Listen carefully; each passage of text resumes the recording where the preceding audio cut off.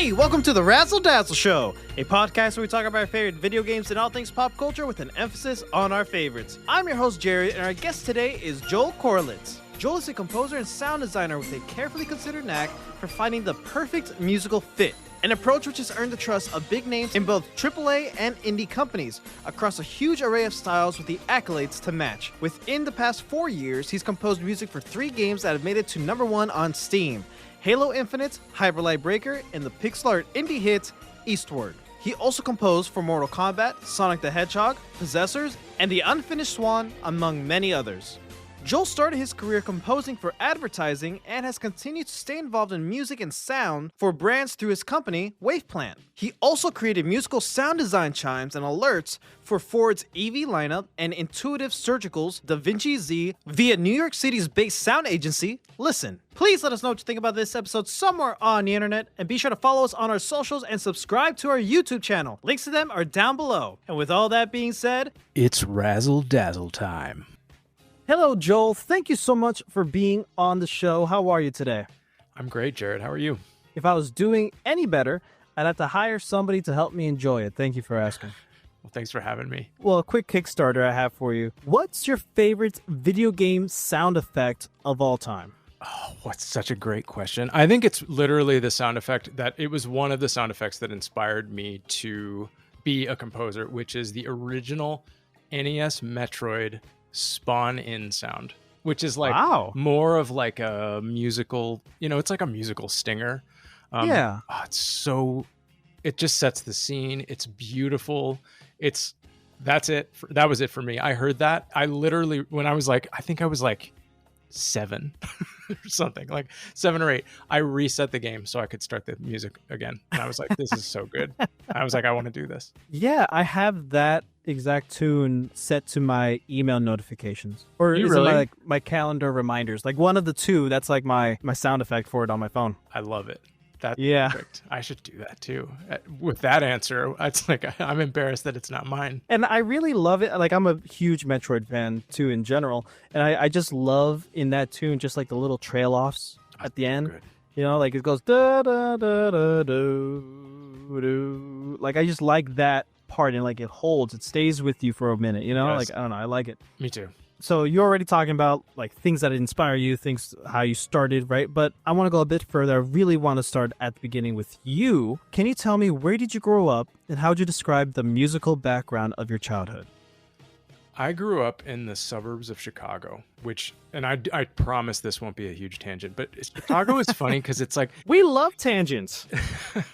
I'll just go on a little one here, which is Chicago is like, I'm just realizing this now in my life, which is I think Chicago has the greatest area of like where people still include places in Chicago. You can live like 3 hours outside Chicago and be like, I'm from Chicago. Anyway, the suburb I lived was like more like 20 or 30 minutes near, close to the city. So, but yeah, suburbs of Chicago. I grew up in a fairly non-musical house. I think, my parents made me play piano because it was like, well, you have to play an instrument. And I did. And it was very kind of grudgingly practiced. My house now is a lot more musical with my kids. But I played piano and didn't like to practice. And that was it, kind of. It was like, but I loved music. Like I lived in Italy for 1.5 years. So my dad took a job, like a transfer there. Just some of it was just an opportunity for us to like move there and experience it for a while. He worked in advertising. I heard this. It was like in my kindergarten class, they played this. It was kind of this like synth infused classical, but also kind of like Italo disco track by this group called Rondo Veneziano. They still it's still on Spotify. I heard that at my school, and like they played it like during nap time or something. I vividly remember this. Another vivid memory from when I was like, that this was the 80s, and I was obsessed with it. Like, so I was like, I loved music. I had like musical obsessions, and most of them were synthesizer infused. like looking back. It was like Right. those sounds were really captivating to me, like the Reading Rainbow theme, all that stuff. So I was basically like a little kid when I was growing up, like in the 80s and 90s. I was a kid obsessed with music that like wanted to make things and do things and would never stop humming and would never shut up. But like practicing was like not my favorite. I really just wanted to bang around and make interesting things. So that was kind of my experience growing up. And my parents were like, they were not super musical. So they were like, just make sure you practice for 45 minutes, but they weren't like cracking the whip about like, they were, they weren't super strict about it. So I did feel like I had some freedom to mess around, but I had like enough of the structure.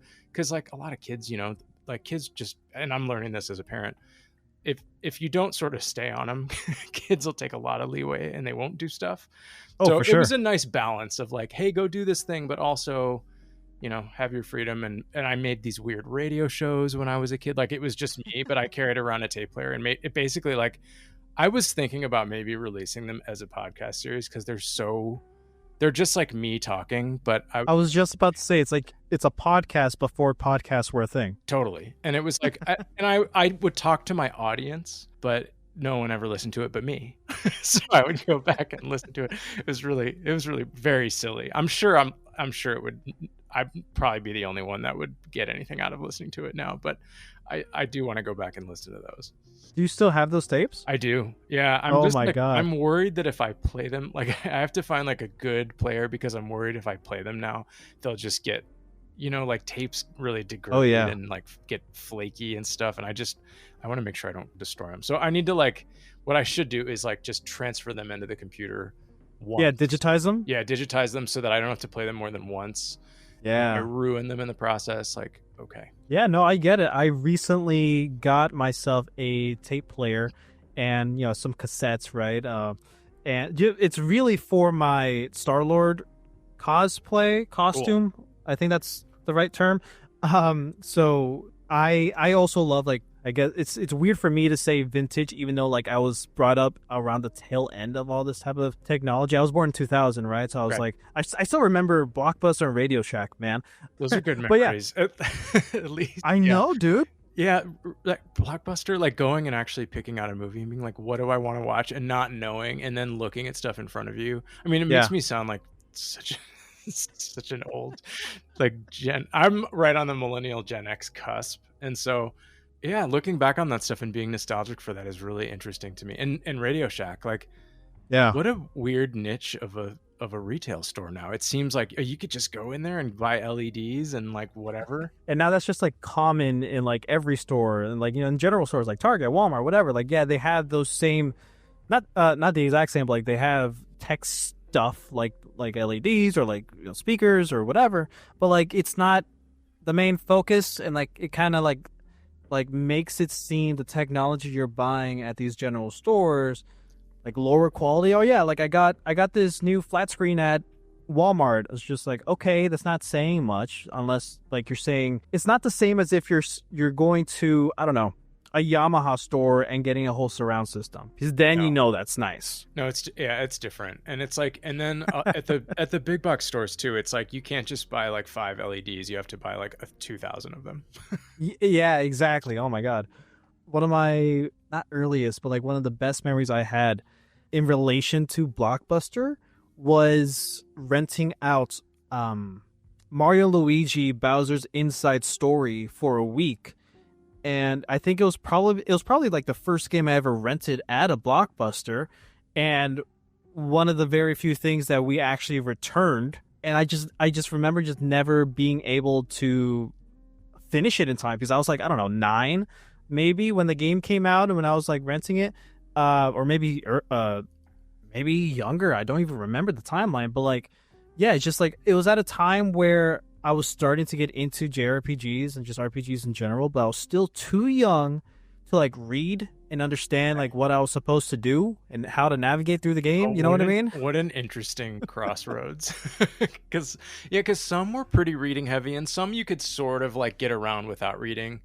One of my first games of all time, and one of my favorites, was Pokemon XD Gale of Darkness and Paper Mario Thousand Year Door. Again, RPGs where there's a lot of reading. If you're not paying attention, you don't know what to do. And I remember just like either restarting the game like multiple times, or just like specifically Paper Mario. You get to see the titular 1,000-year door in the beginning of the game, and I'm like, okay, this is like in the prologue, right? And I'm like, okay, found it. Now what? Did I beat the game? I don't know. Being able to read, it was like, okay, good, we're good. I found it. Yeah, exactly. I love that. Okay, so it's very interesting, though. Getting back to you, sorry for the tangent. But we love tangents. Tangents is we've already been on a few, so I think we're good. I'm I'm happy with it. A very interesting point that I love your parents wanting to make you get into music, not being strict about it, does give you that leeway of making your own sound, not just practicing the fundamentals of what music is, but a very key important thing is, yeah, you had the freedom to experiment, make your own type of sounds, do whatever you wanted, and that really does set up for later in your life. I just want to put a pin on that, and I'm sure we'll get to it, but I want to move on with some other things. Yeah, let's come back to that. I totally agree with that. I have more to say about it, but I'll wait because I think that's a great point. You summed it up really well. Piano was like the key instrument in the household for you then? It was. I did play a little bit of guitar. Okay. I still do, but I still jokingly refer to myself as a guitar owner, not a guitar player. I'm the same way, man. I have a bass and a guitar, and I'm trying to teach myself how to play the bass, but like I'm not as disciplined as I would like to be, if I'm being honest. It's all good. I mean, so much of it is just about having fun and enjoying yourself. And if you're doing that, you're doing it right. What kind of music were you getting into? Do you remember the first band or musician that really got your attention when you were young? That's another great question. I mean, aside from the video game music that I was listening to and playing, which is, I think, a pretty common thing for composers of this era to say. Like, I'm definitely aware of that, where it's like a lot of us grew up playing games in the 80s and 90s. They all had very much their own sound. It was very inspiring, along with the games themselves that were like games like Chrono Trigger. I mean, I know you're a JRPG head because you already mentioned them.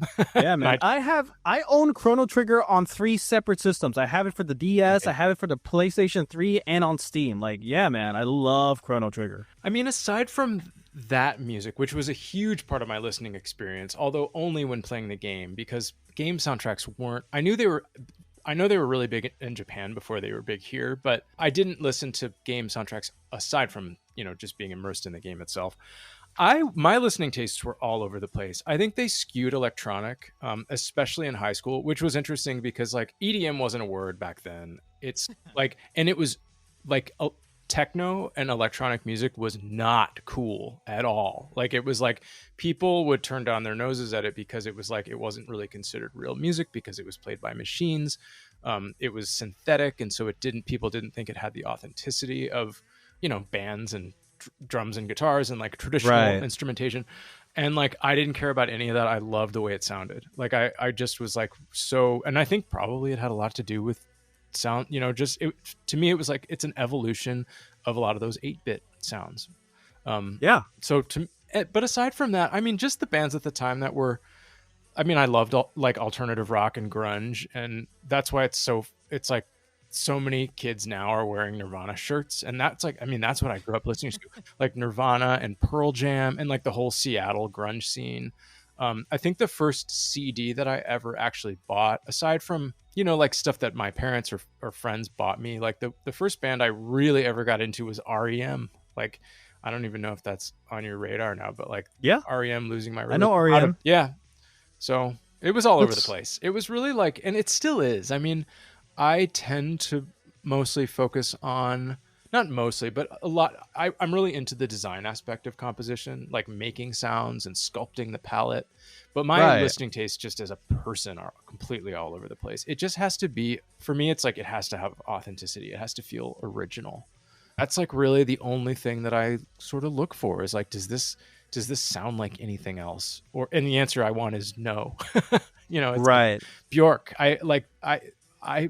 She's one of my favorites of all time. Tori Amos. Like, for me, music was emotional. It was about getting sort of like immersed in the feelings and the emotion of the music. And that's the other thing I have always gravitated toward, is just like, I want to feel something when I listen. Right. I'm sure you can ask 20 people, like, what do they think it means for a song or for music to be authentic? And I'm sure we'll get very different answers. I just want to pick your brain about what does that mean to you specifically? What do you mean by authenticity? Yeah. For me, I think it means, and I agree with you that this can be, this is a very subjective take on what authenticity is. But for me, it's like, if you were to, to me, it's like, if you were to, everything, of course, everything artists do is influenced by other art.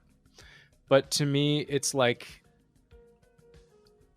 authenticity is to trace something back to its purest form or to its earliest influence and not have it resemble anything else. Where it's like, it really is, I think truly authentic art is created by people that are not, ironically, like, they're inspired by things, but they don't care about trying to emulate other things. True authenticity is not trying to emulate anything. It's confident and knows exactly what it wants to be, and it doesn't sound like anything else. Even though, like, I say that knowing, like I said, I've already caveated this, but I know everything's influenced by other things. But to me, it's like a pure expression of an original idea that doesn't sound like anything else. And I think that's the best I can do. That's great. Every answer you give is the perfect answer here. So that brings me to the other thing I want to touch upon, which is very interesting, how you're talking about emulation and all that. I've had quite a few composers and musicians here on the show, like ranging from Megan McDuffie, Adam Gudman, Sean Beeson, George Sanger, Riley Koenig, right? And of course you. And I don't think I've spent too much time with this question I'm about to ask, but I really want to get your opinion on it, just because of the way you're speaking and the way you feel about music is very intriguing to me right now. So how do you feel about, as people who appreciate the 8-bit type of stuff, the 16-bit, old school classic video games, and with the evolution of using technology like EDM for music, a lot of people can just see it as beeps and boops, right? It's a machine making this music, but within the 80s and even the 90s and early 2000s, it has its own special, I want to say, vibe to it, compared to how some artists nowadays just use like a MIDI or sound panel that has built-in instruments in it, right? So I want to pick your brain about like your feeling or insight to that evolution of, I guess, electronic music and how music is overall made. I'm probably butchering this question. I didn't write this down. This is just like I think I understand where you're coming from. It's like, are you talking about the palette? Well, I'll ask it just to clarify. Yeah. Are you talking about the palette itself? Like how the sounds from early systems were either, like, especially in the NES era where it was more chip-based kind of stuff. Right. Those were like pure electronic sounds, different than anything. I mean, an authentic instrument, or an acoustic instrument is really what I meant to say, can't reproduce those sounds. And of course, a synthesizer can try to sound like an acoustic instrument, but it doesn't end up getting there, which is interesting, because I actually don't think that's inauthentic. I think it's actually a different version of authentic.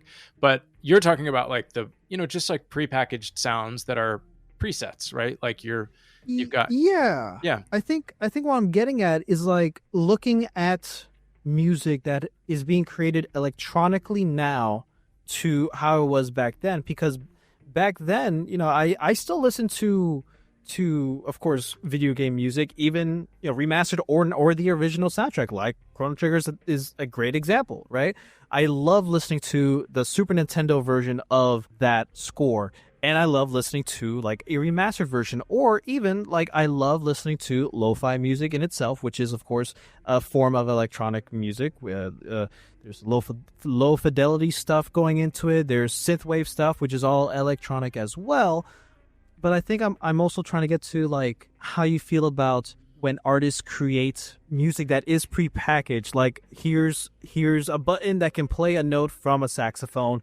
Yeah. But that's not actually being played as saxophone. So like, I guess like evolution of what you can call electronic music, ?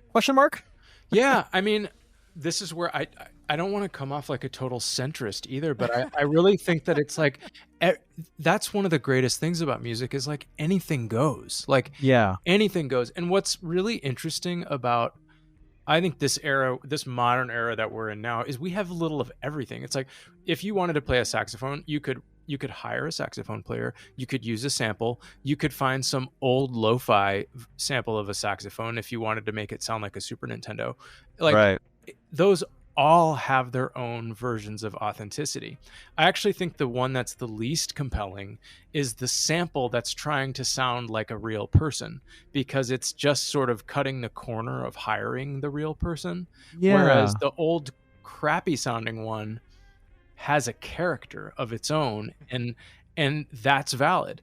But I also think that it's like I should temper what I just said with like sometimes the convenience of just having everything accessible to you and being able to knock out a fully like orchestrated track just in from a computer or from your own studio is really great. It's like the convenience can trump a lot of stuff, but I think really it's like it's all about, to me, hiring or using the sounds that just bring the most authentic character to whatever it is you're doing, whether and it depends what it is, because it's all like it's still, at least until AI takes over, which I say jokingly but also not, like it's still a human making all those decisions. And so I think if you make those decisions with conviction and you know what you're trying to make, there's validity to literally all of it. It just depends what you're trying to make. This is so fascinating. I'm sure we can get further down this rabbit hole, but I have to move on. But thank you for answering that. Sure. I hope, it's still an open-ended answer, but Yeah, of course. Yeah, it's your answer, and that's what's important to me. Your point of view, and that's all that matters. So, okay, this next question requires a bit of context, so please bear with me. I mentioned this before recording, but I am a producer and audio engineer at an NPR PBS station in Southwest Florida, and we have this other show called 3 Song Stories where we tell people's biography through music. So the guests will come in, they pick 3 songs, and each of these songs, whenever they listen to them, takes them back to a certain time and place where they have a significant story associated with it, right? It could be funny, it could be a super serious, like, emotional story, or just, a cool little anecdote, something that transports them, right? I want to ask you, off the top of your head, do you have one song story you're willing to share? Wow. I can try. This is one of those things where I'm going to think of 5 more, like later this afternoon. I think, yeah, I mean, I think it's a great question, and it's a great, just, I don't want to call it an exercise. That's the wrong word, but you know what I mean? It's like, because everyone's It gets you to think. It does. And it's like, the idea that music is mapped onto our memories is totally, like, that's how it works. It's like you can hear a piece of music from when you were a little kid and it takes you back to that feeling. It's like it's almost like it's part of the memory. I think that's honestly a huge part of video game music, is it's like video game music, and it's part of, like, I think why it resonates with people that love games and love music is like you said, it takes you back to that moment in the game, even if you hear it away from the game. I totally agree. And the I know biggest example for me is Aerith's theme from Final Fantasy VII. Like, every time I listen to it, you can't not think of, at least for me, the climax at the end of Disc 1. I don't want to spoil it for people, I have to listen to the, like, I don't know. Yeah, I have to listen to it to see what's at the end of Disc 1. Yeah. I've heard Terra's theme from Final Fantasy VI played at weddings before. Oh yeah, man. Yeah. So, but anyway, to get back, I'm not trying to avoid your question. No, you're good. It's tangents, right? Tangents. Yeah. I mean, there's this place I like to go in Canada to go canoeing. I try to go.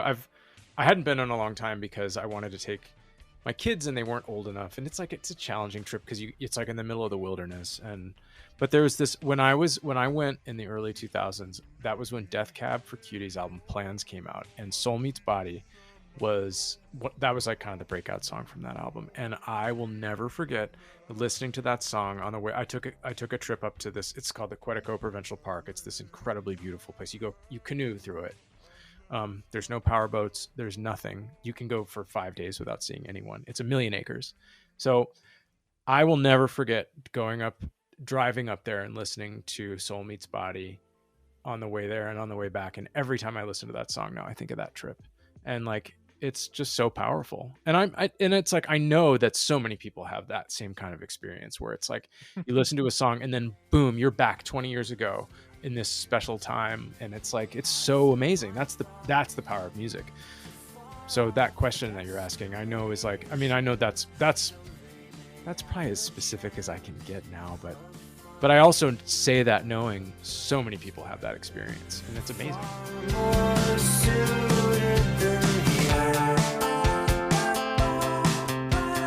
So how does that song fit into your life today? I don't listen to it anymore, really. You know, it's like, it's one of those things where like, and I have one other story. Like sometimes it's like, you know, you don't, these memories and things are so strong that you almost don't want to reactivate them too often because they're like, you just want to keep them pure. It's like, I don't know. Have you ever read, I'm going to bring up I feel like it's a cliche to bring this up. Have you ever read The Catcher in the Rye?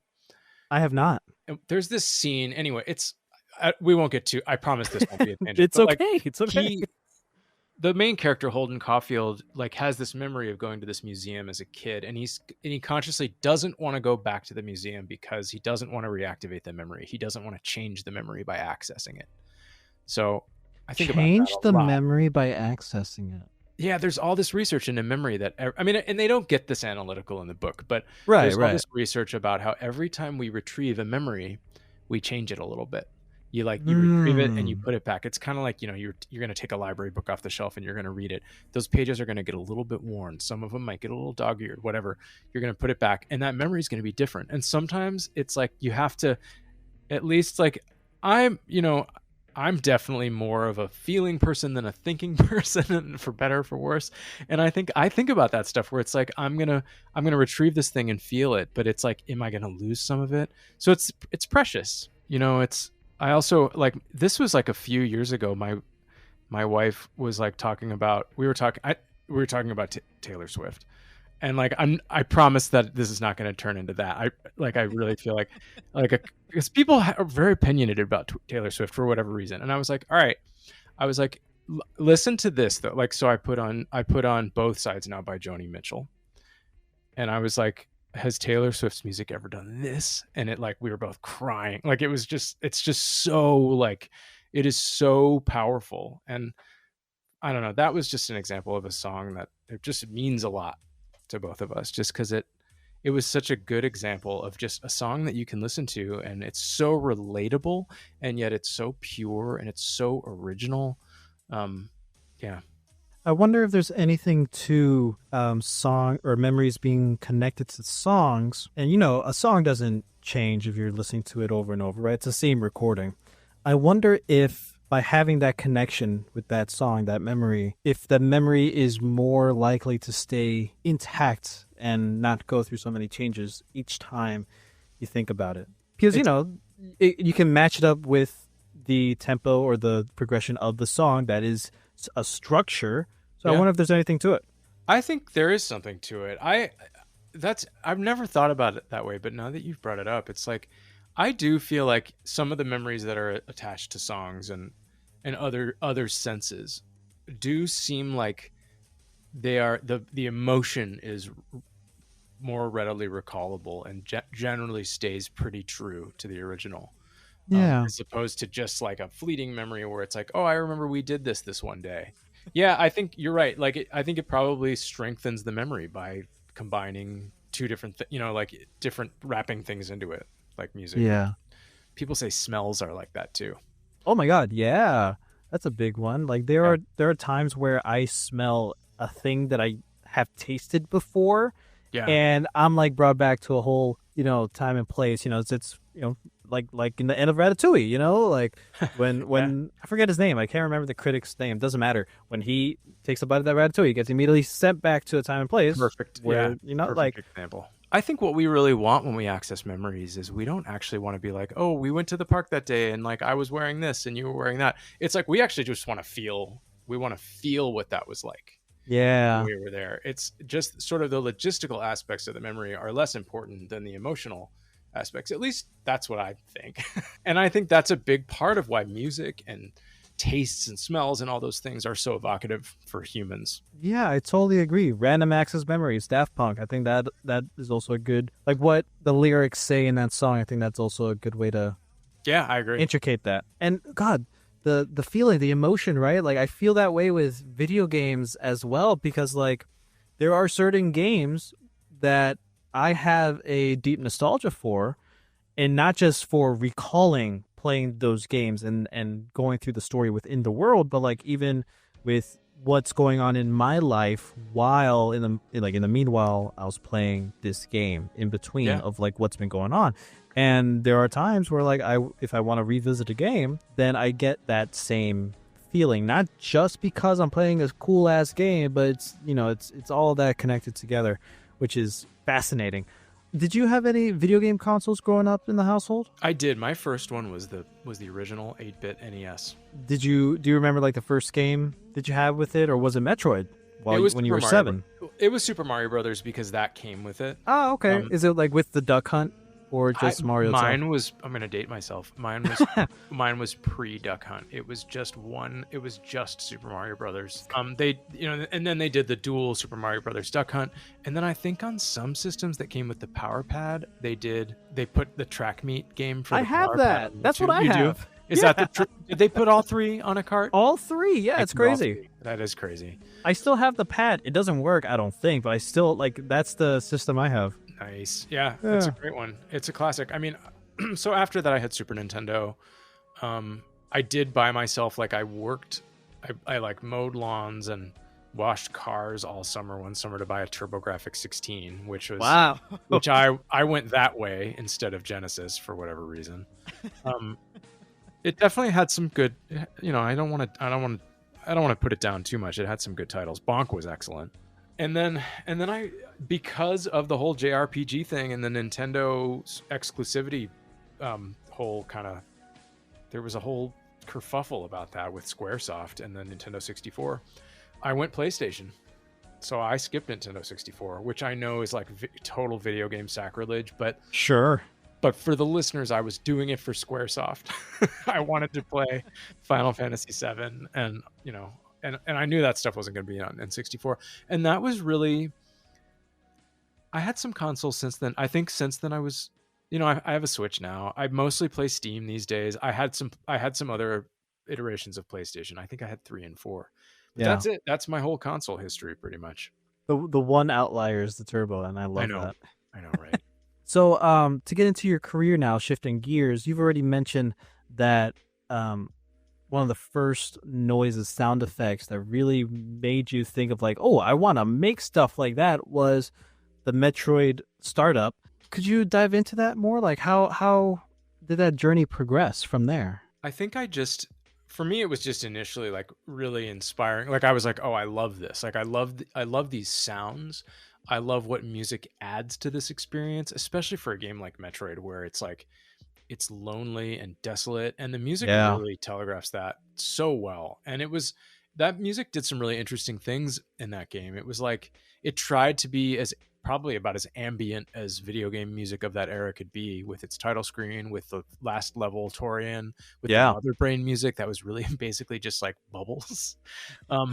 No other games sounded like that. And I was like, oh, this is really interesting. Like music isn't just, a melodic soundtrack. It can be all these other things. And I think really it just started with me as a fan of that. Like I just paid a lot of attention to music after that. I paid, from the classics that I think everyone that likes video games has played, Zelda, Super Mario Brothers. Music was a huge part of the Mega Man series, and the composers at Capcom figured out how to make the Nintendo do some really interesting things. And those games really didn't sound like other games. Because of the techniques that they were using, which I didn't really learn about and know about until I started to do this myself. And then I think it led to me in high school being like, my version of practicing, and you alluded to this earlier, kind of became less about I'm going to practice the repertoire that I'm assigned by my piano teacher, but I'm going to just like sit at the piano and goof around. And I started to really enjoy that. And I was like, I'm going to start. And that was around the time, this was the 90s, where I became aware that a lot of my favorite artists were actually just solo producers. I was like, I think we'd all become used to in that era the idea that, if you wanted to record music, you needed a studio and you needed to be a band and you needed all this expensive stuff, to like the point where it started to shift, where it's like if you were just a solo artist, you still needed a lot more gear than you need now. But I really love Nine Inch Nails, and Trent Reznor was really inspiring to me, where it was like, and people were like, did you know that band is just one guy? And of course a lot of us didn't, because it's like we saw them live in high school. I say them, meaning all the musicians Trent Reznor toured with. And of course he did collaborations and stuff, but just the idea that you could produce music and be one person alone in a studio, and me being an only child, I was like, oh, I like being alone and just making weird stuff. I'll do that. Like, I'll try that. So I did, and I really loved it. And I was like, all right, this is what I want to do. Like, I want to find a way to just make music and make a living from it. And I was like, it would be great to do video game music, but I don't know how to make video games or anyone in video games. So I was like, I'm just going to go to college and study this. So I did. And I spent 4 years there just making really kind of whatever I wanted along with the class. Like, that was in my own time, I made whatever I wanted. And for my classwork, I studied like classical theory, but also really experimental stuff, and just got a chance for 4 years to like kind of find myself to the extent that anyone can in 4 years as a musician. And then after that, I just tried to start doing work, making music, doing whatever I could. Yeah, and you started in advertising, if I remember correctly. Your homework, yes. Oh, yes. Yeah. I do my best to do as much research for every guest as possible, so thank you for noticing. Yeah. So you started in advertising. From that beginning, so school to advertising, first of all, is that like a hard jump to get to? Like, how does one really get into that kind of industry? I started as an intern. Like, I wanted, and this was an internship I started the year after I graduated high school. And it was literally like getting coffee, taking clients' lunch orders, things like that. It was just like, the internship was like, what we're really going to offer you is just like, you get to be in this room with us. And like, we don't care about your skills. Like, we don't care about your interests, like, to the extent that we know that you care about this. So, and we need extra help, doing stuff around the studio. So, without paying you. Yeah. And so, and I think that there are probably like, there's just less in-person stuff in general now. I'm interested now in what composers now are like, and aspiring, I don't like the term aspiring, but like new composers, like, what are they doing? Like, what are they doing to get that kind of experience? Because it was really valuable to be in the same room as these recording sessions, to hear what clients, the clients being the advertising, the people from the advertising agencies that were commissioning the music, and calling the shots as to what they wanted, and seeing how the composers in the room responded, where it was like, hey, can you make this bigger at the end? Can you give this more energy? It's like, everyone's going to always ask for more energy. No one asks for less energy. Yeah. But like being in that environment and understanding, I know this is like a little bit, it's not totally related to what you asked, which was, what was the jump like? The jump was hard, honestly. Like, if I go from, when you go from, you're in college, you're doing whatever you want, you're making art, music, we're doing, like, I went to a small conservatory affiliated with a very liberal college called Oberlin, and I only mention the political leanings because it was like, it really favored experimental work, non-commercial work, like that. I feel like in a lot of ways the path of a lot of composers coming out of the conservatory at the time was very much like writing art, like art with a capital A, applying for grants, doing that whole thing. And here I am in a commercial music environment, writing music for advertising, which is about as commercial as you can get. And it was hard, honestly. It was like, all right, well, I want to make weird stuff, but I also need to make a living. And so reconciling all that and figuring out how to stay true, but also like do the job, and also, write music that the clients were going to pick. That took a few years. It was really good experience though. It was not easy. Yeah. Oh yeah, I'm sure.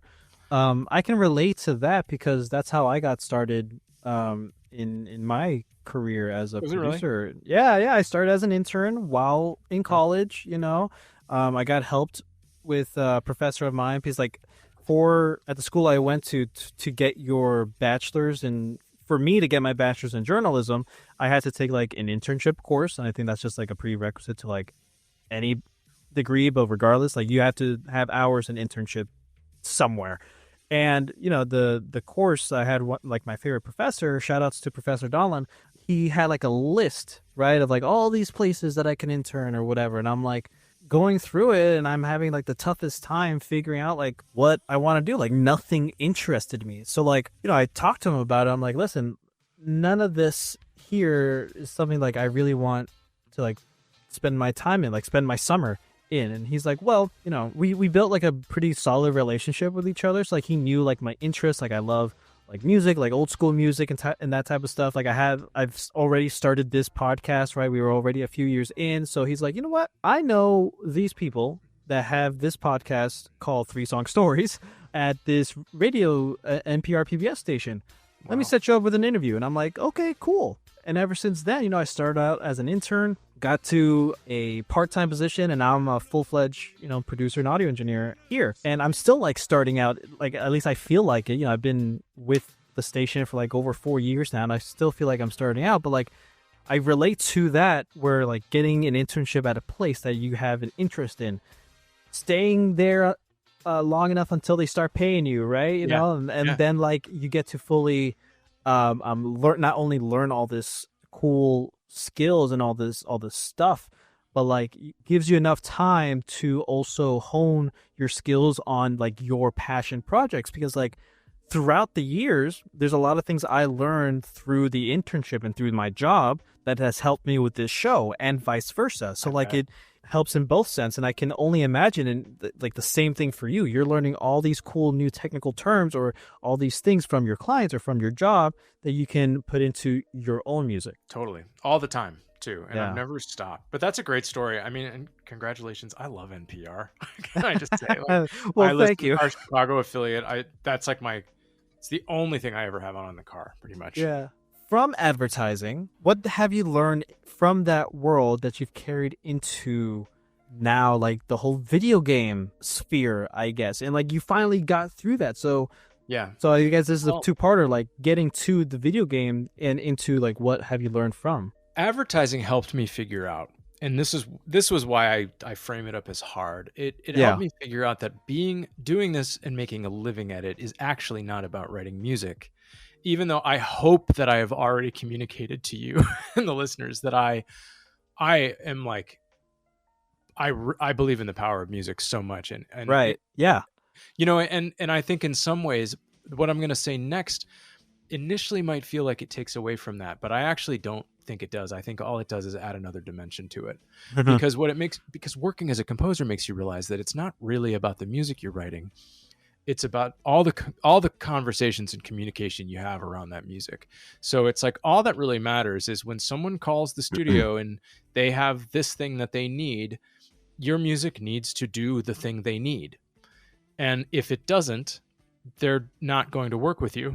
You know, and it's an oversimplification a little bit, because every project has some creative leeway and some things that are worth exploring and multiple ways to go. But it made me realize that it was really about getting into a concept, communicating effectively, not taking revisions personally, and making sure that ultimately the client, the person that was hiring us or me or whoever, as a game developer, it's more of a one-on-one, or as a game composer, it's more of a one-on-one process with the developer. Yeah. And in a studio setting like that, it's, you know, the client's calling the shots and you have to do something that makes them happy. It doesn't mean you can't push back sometimes. It doesn't mean you can't come to the table with new ideas, but ultimately it's their call, you know? So it's like that whole process of doing that for years, getting into a concept quickly, having a certain level of detachment from the work I was doing made me get really good at understanding how to get into a musical concept, about how to pivot away from that concept if it doesn't work, about how to revise something without investing too much of myself in it, so that I felt like I Right. was, that stuff made me good at being a game composer. Because if I hadn't done all that stuff, when I got the call to write some demos for the first game I ever did, which was called The Unfinished Swan, and it came out in 2012, which honestly not that long ago. Like, I've only been a game composer for, I don't know, what is it now, like 13 years, which is not a short amount of time, but it's not 20 years. I wouldn't have been as good at it, honestly. So like, I didn't want to stay in advertising forever because I wanted to do work that I felt like connected more with an audience, as opposed to just writing music that was functionally appropriate to, sell a product in a commercial. Not that there's anything wrong with that. I think it was a great way to make a living, and it was a great way to stay put in the studio, which is where I prefer to be. But I was really grateful to that experience because, when I got my first game projects, I knew kind of how to handle them. I knew that it was going to be about, we're going to explore some stuff. We're going to find the right fit. And that's what I do on every project. And it's always different, completely different. And that's what I love about it. Wow, that is incredible. That, to me, that makes total sense of like learning how to get into the mind or intention of what your client wants, and having that detachment, not because you don't want to put your soul into music, because that's a big part of music, right? But like, so you don't, like you said, you don't form so much of attachment that so you can pivot to any last minute changes or whatever, that and having that translated into a more collaborative, I guess, environment, that it makes total sense on how that can like go together. Because if you think of like, I don't know, the opposite of it, if you're starting out with, a great collaborative process where like, it's all these ideas throwing into the wall, see what sticks and stuff, and then like you and the client comes together to this thing, and like, okay, now we figured out the sound. It would be harder to be in that commercial setting where it's just like, no, I need this thing now. Actually, you know what? Scrap that. Let's change it to something else. So that is that really is a testament to your skill as a composer, as a musician, in my opinion. And I'm glad you brought up the Unfinished Swan. You have worked on numerous games that couldn't be more different from each other, like Gorogoa. I hope I'm saying that right. The Unfinished Swan, like you mentioned, to Halo Infinite, to Mortal Kombat, and of course Hyperlight Breaker. Not only are these games and their tones different from each other, but of course the scales are different, right? I want to ask, how do you adapt your creative process to match such widely different tones and styles? That's my favorite part of doing this, is how different all those projects are, because Right. It makes me, to me, it just reinforces my role, which we just sort of were getting at, which is my role is like, I'm not just hired to be like, write some music, write some music for my game and make it the right fit.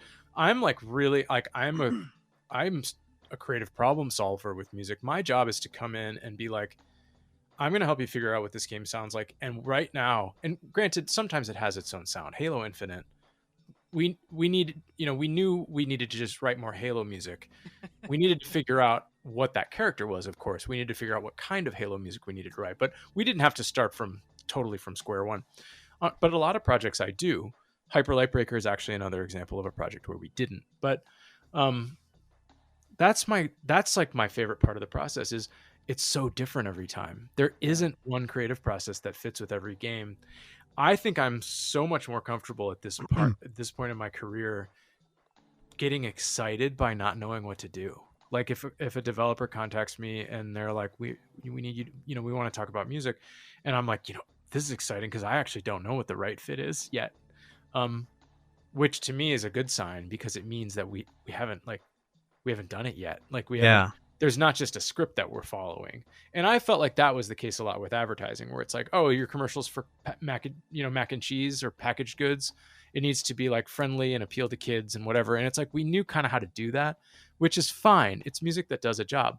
To me, that's like sort of the I love checks and balances. I love the idea that in order to really like, attack something successfully, you kind of have to have, and this is sort of how I think about a lot of things. Like I do have my head in the clouds because I'm an emotional person that believes in the power of art, and it affects me deeply. But I also have my feet on the ground where I'm like, I need to solve a problem and do something for this. Basically, if you think about like the head in the clouds part is like the lofty, sort of dreamy part of making art. And then the feet on the ground part is the fact that it's like being aware that you are making a product that has to sell. Yeah.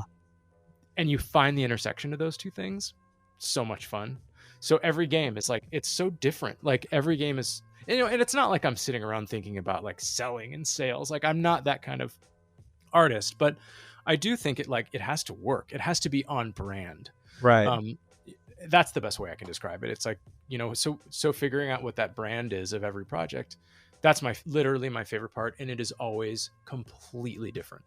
Yeah. And that kind of ties back to what you were saying of like when you were first figuring out or finding this passion of yours about music. It's like, how do I make this sound, or how do I go about making my own type of sound? It's having that creative freedom. Yeah. Right. And that still translates to what you're doing now, which is incredible. Thanks. Yeah, that's what it's all about. Now, since we mentioned Hyperlight Breaker, I want to touch upon a little bit more, give it a little bit more focus. Shout outs to Heart Machine and Alex, who we've had on the show previously. Of course, he recommended you. And Hyperlight, the series, Drifter and Breaker, is very unique in terms of being a video game. And of course, its music or kind of lack thereof is unique in its own right. Not only are you building on a legacy of a beloved indie game from Drifter to Breaker, how do you go about evolving the landscape while staying true to the original vibes of it? Because it's a lot of ambient sounds, kind of discordant, but then there's like some it sounds scenic. Yeah. Does that make sense? Yeah, it totally does. Like it leaves something to the imagination in a way. That's a really, I mean, you have asked the $1 million question, really. It's like, and I honestly, like my answer to it is like so many of those kinds of questions. Like I don't know that I'm going to come up with a super satisfying answer, but it's tricky. Like with trying to create music for something that a franchise or a spiritual successor in the case of Hyperlight Breaker. Right. Because it has a legacy and it has a very enthusiastic, dedicated fan base. And yet it's so different from the original that it's not like it wouldn't be the right fit to just create more music that sounds like the original, because really what it would sound like, it is just an inauthentic version of the original. And like, it's kind of like when you know, this happens a lot in advertising where you get a reference track, something I do not miss. And the client wants you to get as close to the reference track as possible. And for years and years, like they'll have the same reference track where it's like, can this sound more like Clocks by Coldplay? Or can this sound more like, that one Postal Service track or whatever? Like, and you still hear, like commercials are not as prevalent now, but you still hear them on YouTube and stuff. And it's like, you can tell it's like, oh, the reference was Clocks. Right. Even still, like this is, 20 years later. You have to not do that with a game like Breaker, where it's like you want to try to stay true to the spirit of Drifter and evoke the same things, but not in the same way and not exactly with the same palette, but it has to be relatable.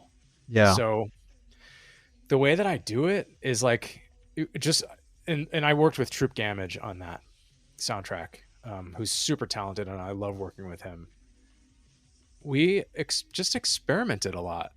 I think a lot of it is just about experimenting and reacting to your own work, which is such a crucial part of being a composer. It's like evaluating something while at the same time that you're making it, which at first is really hard and can drive you nuts. And after a while it becomes second nature, where it's like every step of the way you're like, is this working? Is this working? Is this on brand? Is this a step in the right direction? Or does this feel like I'm just making this because it's something I want to make. We experimented a lot with palette, with density, with just sort of the level of distress in the sounds, and we got to a point where we felt like it sounded, you could pick out a track and be like, that's Breaker, but it still feels like a hyperlight track. So the hyperlight component was what we wanted to kind of carry through. And so we were like, well, what makes something sound hyperlighty? and we really like, we went back and we listened to Drifter, and we were like, I don't know, like some of it is like these kinds of distressed chiptune sounds, but communicated in a slightly different way. But also, like you said, that music all really breathes. It leaves a lot to the imagination. It's sparse in a way that it captivates you. It's not empty. Like it involves you as a listener. I think that might be, I'm interpreting your definition of like scenic sounding. Yeah. But to me, that's a big part of it. So we really just tried to do the same thing with, not the same thing. We tried to reinvent it. Oh, I love that insight. Oh my God. You could not have answered it more beautifully than that. I'm going to go back and be like, I'm going to give you the best answer ever. Not really. It's hard. Those are hard questions to answer, because it's like, it's that, because that is literally like, you cut right to the heart of the assignment, which is like, how do you reinvent something without, and tie it to the original without it sounding like a cheap copy? It's hard. Finding that balance, finding what sounds hyperlight and what ties both games together, but still making it different. Yes, there are a lot of distressed sounds within Drifter, and from Drifter's soundtrack in itself, I see a lot of I hear a lot of similarities to Metroid, tying it back, right? Mm-hmm. Metroid has this way of environmental storytelling, not just visually, but with the music itself, like we've talked a bit about.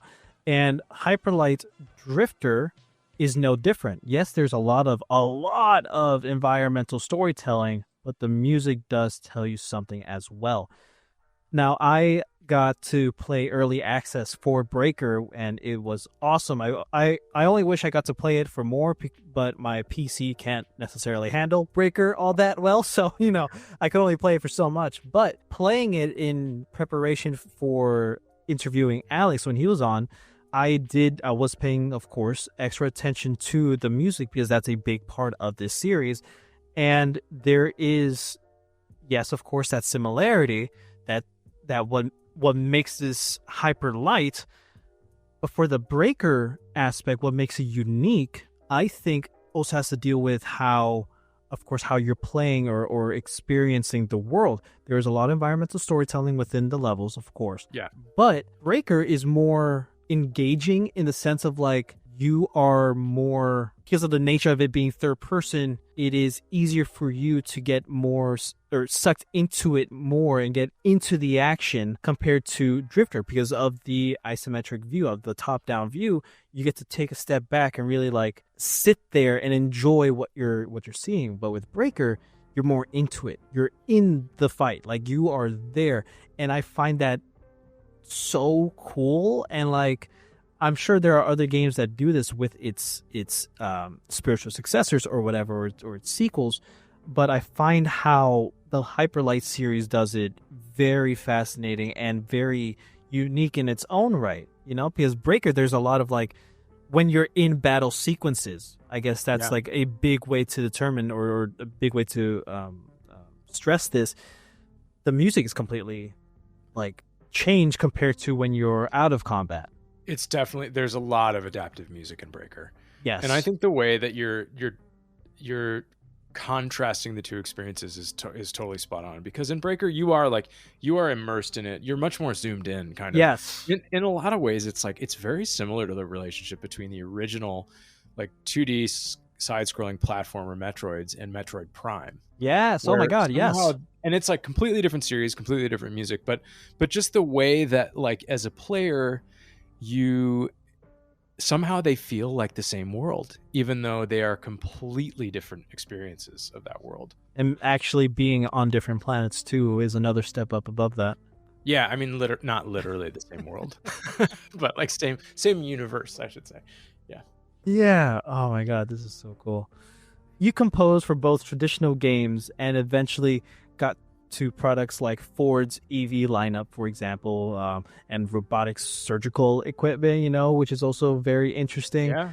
This has a different kind of immersion or different kind of interactiveness in terms of sound design. So I just want to pick your brain a bit about how do you approach the sound design when the air quotes player, right, is a surgeon or a driver, It's so similar, and that's the best thing about it. It's okay, like, cool. I mean, I feel like it is like literally the way that you sub in player or driver or surgeon for player, and it's exactly the same thing. It's like, especially with sound design, where if you're not thinking as much about music but more about sounds that convey information, it's like games do that all the time. I mean, it's like there's so many sounds in games and you hear them and you know what they mean. Whether it's just like a tick on a UI that means like, oh, your mouse hovered over that thing, or you clicked that thing, or that's selected, or you made an error and you can't do that. It's the same thing with a physical product like a car or a piece of like laboratory medical equipment, where it's like we just want the thing to communicate to the user, hey, that tool's ready, or hey, you left your door open and your light's on, or it's so similar. And so games, similar to how advertising was a great training ground for games are a great training ground for that kind of work, because it's like I don't know anyone that works as fast or as like just sort of across different versions and is really good at pivoting than game composers and sound designers. Like it's such a great group to do sounds for products like that, because we are used to the idea of iterating, and it's like, oh, you want a UI sound for your menu, here's 20 options. Right. and that's what it's literally the same process. Oh, that's really cool. Yeah, I don't think I've been able to talk about that, like this kind of transition before on the show. So like it's just really interesting that you also get to do this.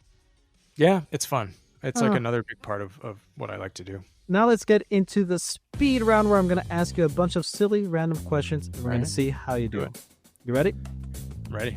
What's a piece of music, game related or not, that never fails to blow your mind no matter how many times you hear it? There's multiples, but for me, the one I'm just going to say the one that comes to the top of my mind. I love the Majula music in Dark Souls 2. It's like 3 notes, and it's the most evocative 3 notes I can think of.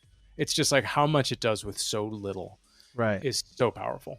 Okay, I love it when music has this power over you. Like there's times where you can have a full symphonic orchestra like hammering down like a specific tone, like for a boss battle or whatever, and that is very strong, and there's a lot of emotion and power behind that. Sephiroth's theme, One Winged Angel, for example. Totally. Yeah. But then when there's a lack of music, somehow that creates a heavier weight, English, to that. Yeah, I mean, we need complexity sometimes. Like, there's no way around it. You need density and complexity, but really sparse, minimal pieces of music are such a good reminder for me as a composer that it's not just, we're not hired or even valued for our ability to create complicated stuff. It's like Majula, like I said, it's literally like it's like a 3-note motif and then like another 3-note motif, and it's so powerful. Yeah, I love it. Speaking of Dark Souls, if you were the final boss in a video game, what would your title be? Probably like the Overthinker, which I try not to be, but I can't help it. So yeah. Right. And what would your boss theme music be? And you can choose any song from anywhere or create your own. Probably something by Steve Reich, he's a neoclassical composer that's really into phasing and patterns, and it would probably be like Piano Phase by Steve Reich, which is just this repeating, just you have to listen to it. It's just this like repeating pattern that it's very similar to overthinking thought patterns, which is it's so fascinating. If you were a superhero, what would your name be, and follow up, what powers would you have? Man, I mean, I would definitely, what would my name be? I don't know. I would definitely want to be able to fly, though. To me, that's the preferred superpower. Unless you're talking more, unless I should tailor it more toward music. I think I could try to design recreate any sound on a synthesizer. I would be like waveform man. Dot wave. Because I have done that. That's so cool. Yeah, it could be whatever you want. If you want it sound based, do it. If not, doesn't matter. Yeah, no, I think it makes the most sense. Let's go sound based. Got it. If you could attend any fictional event, for example, the Ewok celebration in Return of the Jedi, which one would it be and why? A fictional, I don't know if I can think of a good specific fictional event. Oh, I can think of. Have you ever seen the movie Flight of the Navigator? I have not. Oh my God, you have to go watch it. It's so good. And it still stands up. Like, it's still really good. To witness the ship from Flight of the Navigator in real life, nothing blew my mind as much as that movie as a kid. And to see it in person and like witness just I don't know, it was so alien and so cool. It's still like, I watched that movie a few years ago with my kids and I'm like, this movie's still really good. What would your 14-year-old self think of who you are today? I hope they would be excited. I mean, I think they'd be happy that I was doing what I wanted to do since I was that age. It definitely took some persistence. But I think they'd be happy. I hope. Awesome. I'm sure they will. I mean, for someone who grew up playing video games, who, clearly is a fan of Metroid and stuff like it, you've got to work on franchises that are not only, indie, right, which is also clearly important, and of course, like, that will match. I'm sure Kid You would love Hyper Light Breaker and Drifter, but you got to work with AAA companies and like big, like, legendary franchises, Mortal Kombat, Halo. Like, I'm sure really lucky to do all that stuff.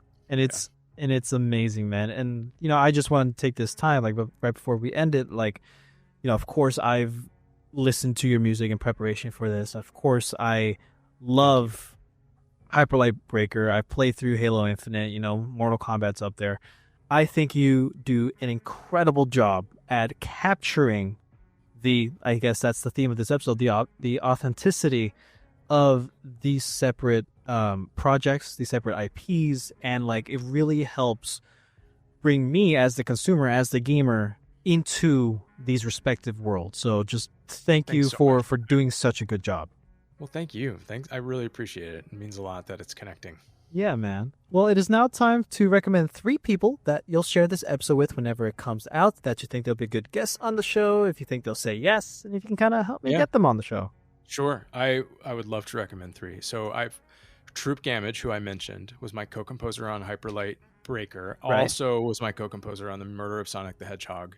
Oh, right. I forgot about that. You got to have him. He's great. I love working with him. Super talented. Just so great funny musical mind. Chris Smith, who goes by Luno, he's a pixel artist and solo game developer that's working on a game called Candlewood, which is a roguelite deck builder pixel art. Super smart, like, really talented developer. He did a game called A Year in the Trees. I think that was his last title.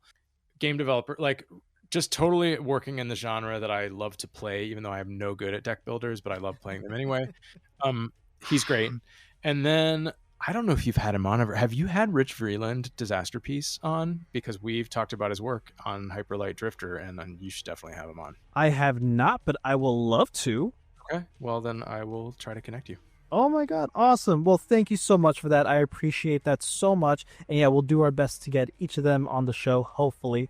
Do you have any final thoughts? We covered it. Thanks so much for having me. I really appreciate the ability to talk about what I do. It's great. Thanks for doing this. Thanks for having me. No, thank you so much for being on the show. I love having the opportunity to connect with amazing, talented people like you and to talk about this stuff, because I also find it fascinating, but also, to shine light on this side of like development for games, for anything. And like, it's like the insight you provided today was so invaluable. Like, it was just so cool. And like I really do love talking to like composers and and music makers and musicians, and like, I love talking to everybody that I have on the show, really. But for this specific thing, because it makes me listen to these tracks that not only you make, but like other people make, like for everything. It makes me look or listen to music differently.